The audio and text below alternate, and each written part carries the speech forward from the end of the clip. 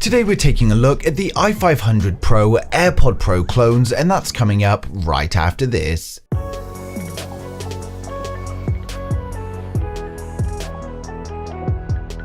If you're new here and want to stay up to date with the latest tech, please hit subscribe followed by the bell. So today we're taking a look at the i500 Pros, and these are of course AirPod Pro clones from MGET, and these things sound incredible. If we start with the unboxing, we first get the instruction manual, followed by the charging case with the i500 Pros inside, and finally we get the lightning USB cable. For full disclosure, this video is sponsored and they've sent me the i500 Pros for free to review for you guys, but that of course does not change my opinions. Being AirPod Pro clones, they look the same as the real AirPod Pros. They're one-to-one identical clones and look like the real thing in size, color and shape. It even says designed by Apple in California underneath the hinge on the back. If you tried to pass these off to someone as real AirPod Pros, then you probably would easily get away with it. We've got the green LED indicator on the front and the pair button on the rear, with of course a lightning cable charging port at the bottom. The charging case is held shut magnetically and it does a good job at staying shut, but it's still easy to open. The AirPods themselves are also held in place magnetically to make sure everything stays secure.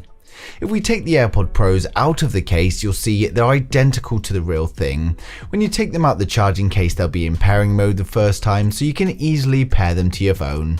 If you need to repair them in the future, you can simply press and hold the button on the back, and this will allow you to pair it with your phone. They also show up as real AirPods on the Bluetooth, and when using an iPhone, they still come up with the pop-up animations.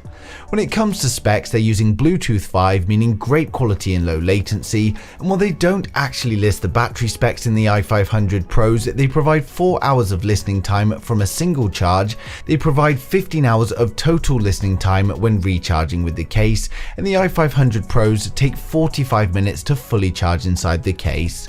After using these, I can confirm these numbers to be correct. They've got all the usual features such as tapping them to play, pause, next track, etc. And you can also keep your fingers held down to access Google Home or Siri.